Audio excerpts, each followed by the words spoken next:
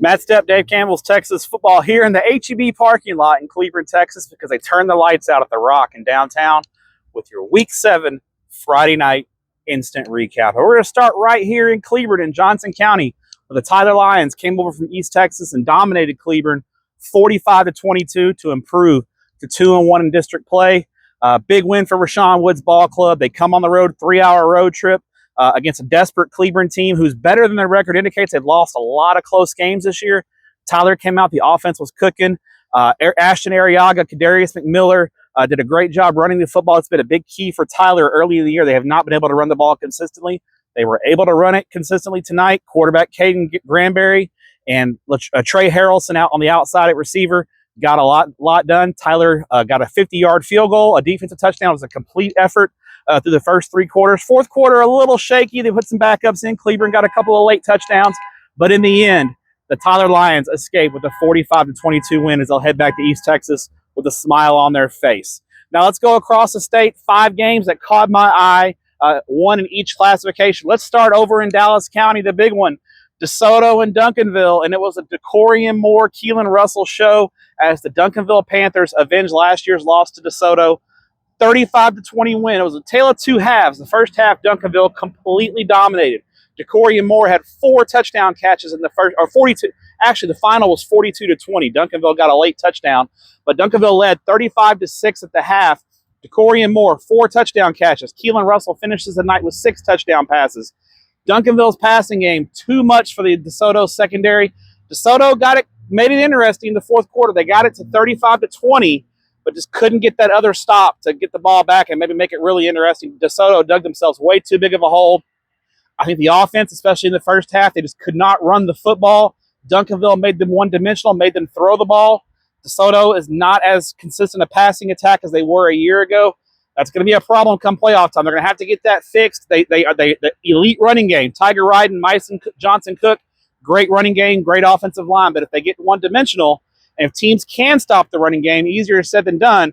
Not a lot of teams are like Duncanville, but that is a concern for DeSoto. And the defense, again, struggled against a really good team. They struggled against North Crowley. They struggled tonight. So that's a concern as well. But Duncanville, clearly the better team, in my opinion. They got the win. Congrats to the Panthers, who will remain the #1 team in the state of Texas next week in the state rankings.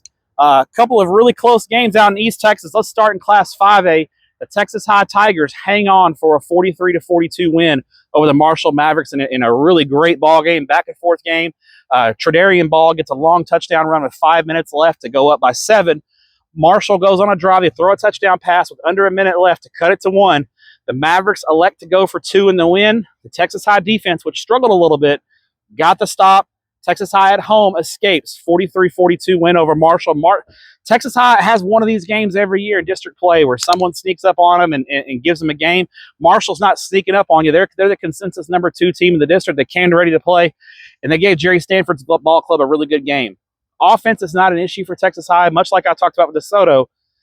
There are some concerns about Texas High's defense. The 2 really good teams they've played so far this year, 3 really good teams, Argyle Liberty Christian, Fayetteville, Arkansas, and now Marshall, have all put up big numbers on the Texas High defense. That's going to be a concern in a really tough Region 2 potential playoff bracket in 5A Division 2. So keep an eye on that. I think Texas High has a state championship caliber offense, but the defense is going to have to get a little bit better if they want to navigate what is a really tough bracket in Region 2. Down in Class 4A, big rivalry games in Austin County, CELY and Bellville. Bellville, tough non-district schedule. They struggled a little bit. The state runner-ups last year haven't been quite as consistent.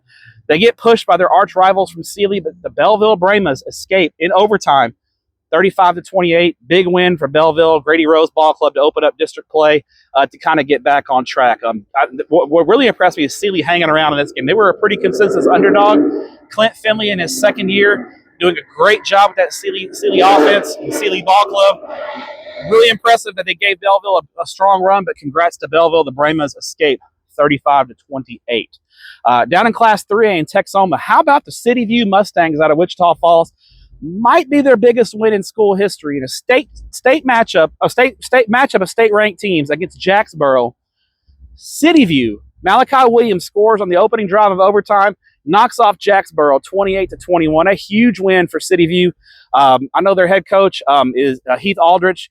Is battling cancer right now. He's still on the sidelines every game. City View's playing really emotional football. They're playing for a bigger purpose, and what a win for the Mustangs there. 28-21 over Jacksboro in a battle of state-ranked teams. There's no doubt City View is going to be shooting up the 3A Division II rankings with that win over a fellow state-ranked team.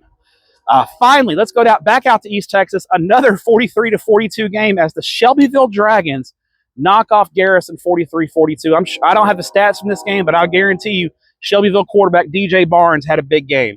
The guy's been putting up huge numbers all year. Shelbyville's offense has been cooking. Garrison's got a great running game. The Yarborough brothers are outstanding for Garrison. They just chew up yards and chew up time. But Shelbyville, a huge win over Garrison, 43-42 to open up district play in that really brutal 2A Division I district in Deep East Texas. So that about wraps it up here from Cleburne. I've got a 5 a.m. flight in the morning. I'm headed to Canada. So happy Thanksgiving to all my Canadian friends. And for all my Texas friends, enjoy Texas OU weekend. And we'll see you next week in Week 8 at Dave Campbell's Texas Football and TexasFootball.com.